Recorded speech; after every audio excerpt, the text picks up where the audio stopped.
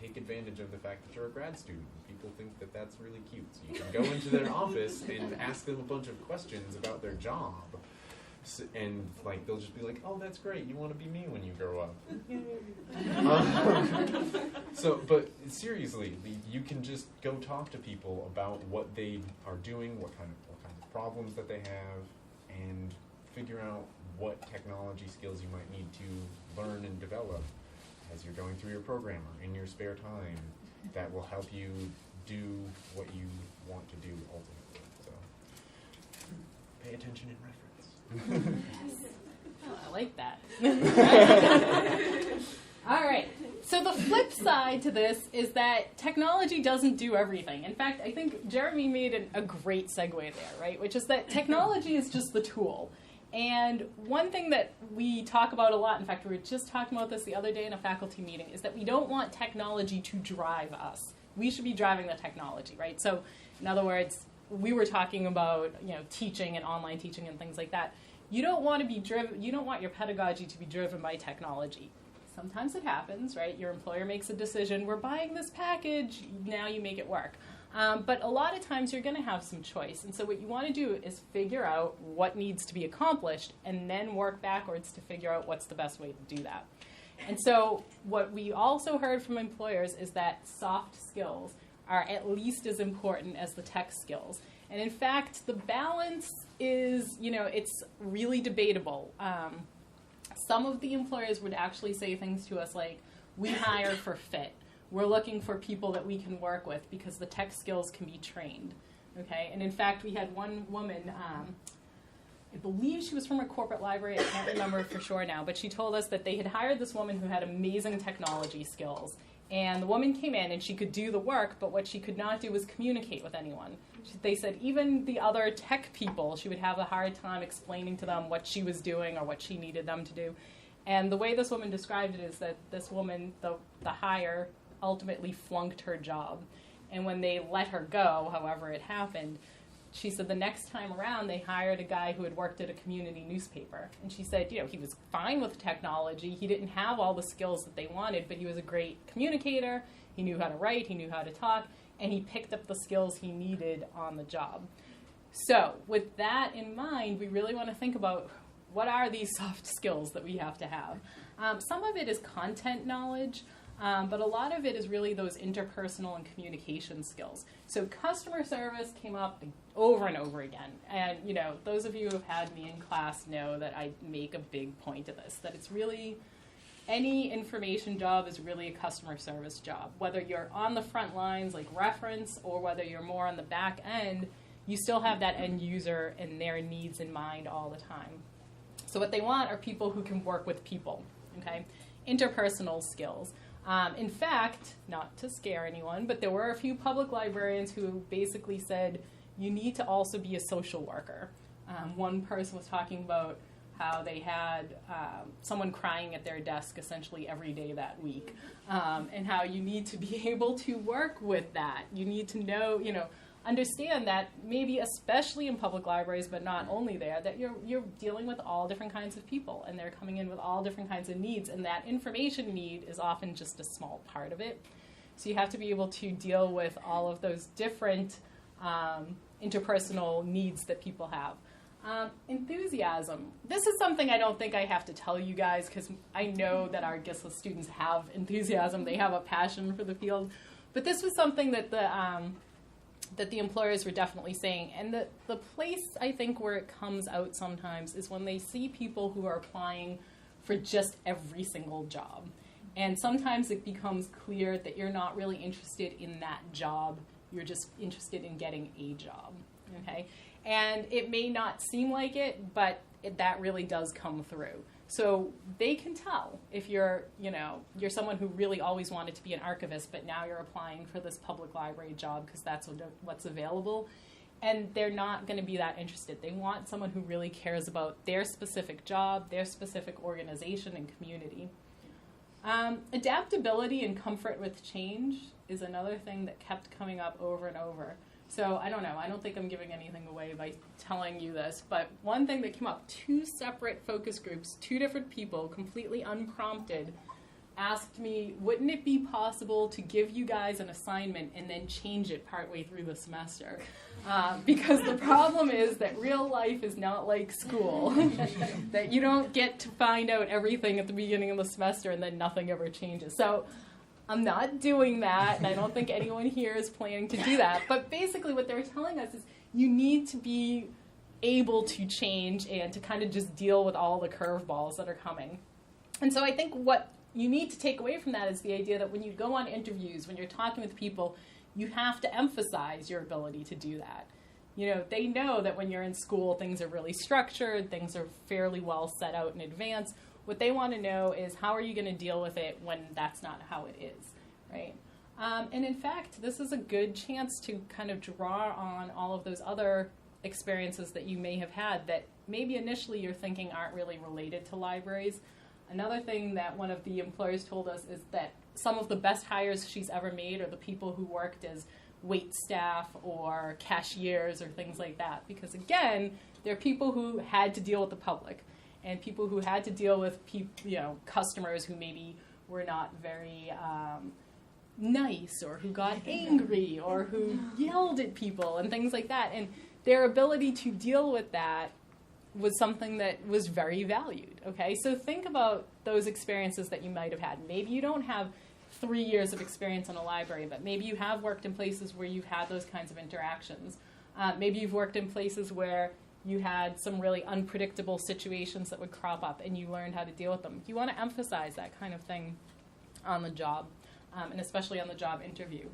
And then problem solving. And this was another thing that came up over and over again, is that they want people who can take issues as they come up and think them through, okay? And that might not seem like such a big deal, but what a lot of employers were saying is that they don't want someone who comes into their office and says, here's a problem, this is what's happening, and then they wait to be told what to do about it, okay? Now, they're not saying that they want you to, that they don't want you to look for their input or their guidance, but what they're saying is they would like people who would be able to come and say, here's a problem I observed, here's what I'm thinking about. Here are a couple of solutions that I thought of. What direction do you want me to take this in? Okay. So we had a faculty member here many years ago, A.J. Anderson, who was he's a big legend in the library management field. And when I took the management class with him, that was the thing he kept saying: bring solutions, not problems. Okay. And so this is what you want to think about too, is when you're on the job, or especially, again, when you're applying for jobs, if you can give examples of times when you've done that, when you've said, I noticed this issue, and here's how I dealt with it.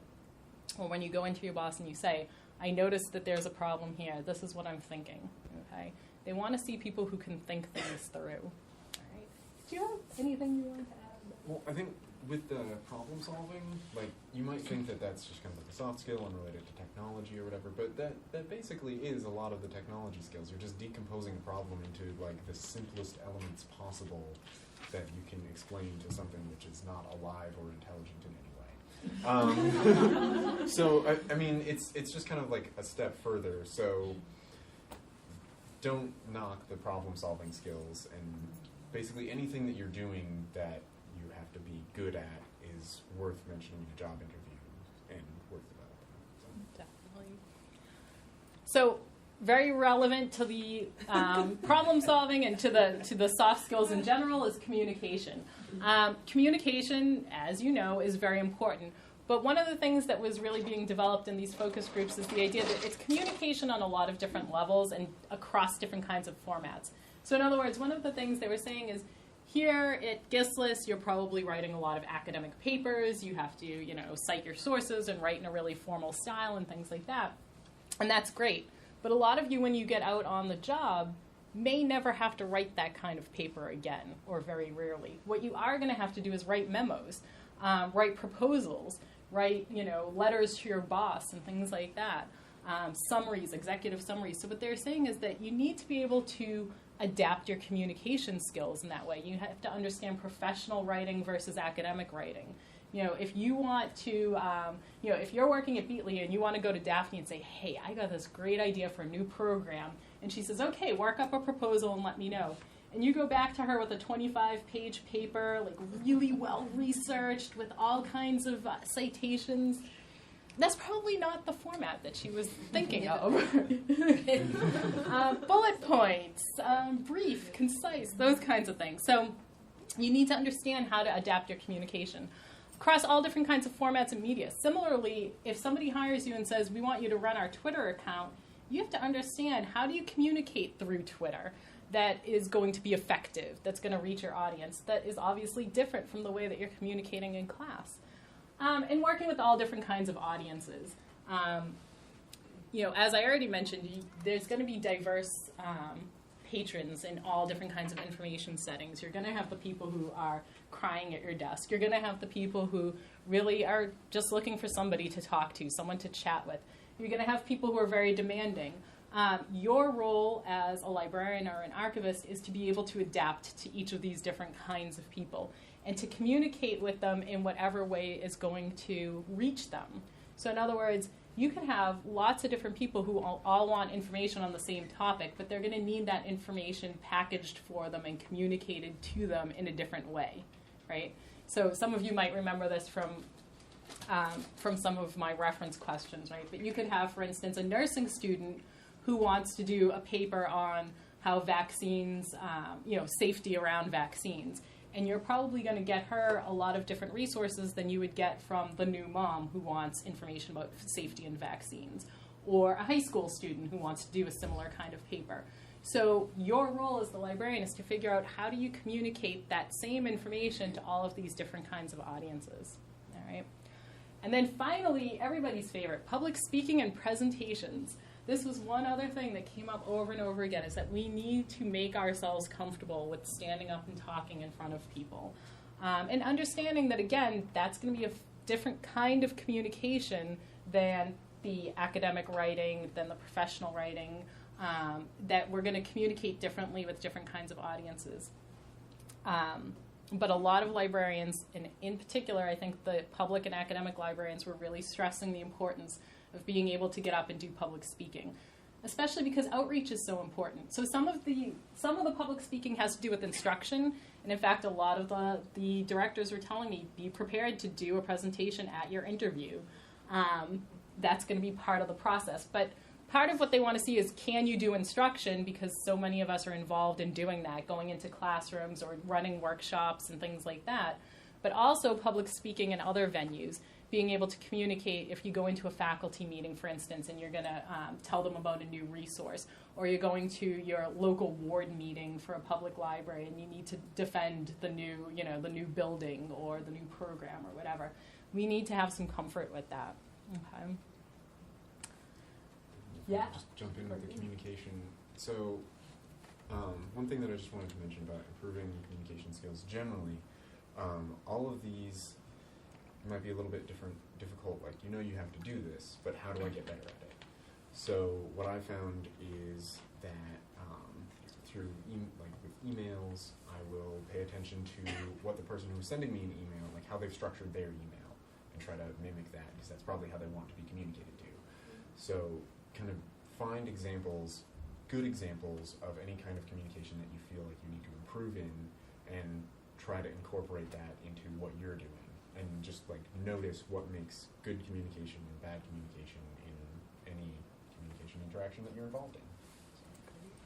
Yeah, and to follow up on that, you've probably noticed that we do have a lot of class presentations integrated into a lot of courses here at GSLIS, and many of you might hate that.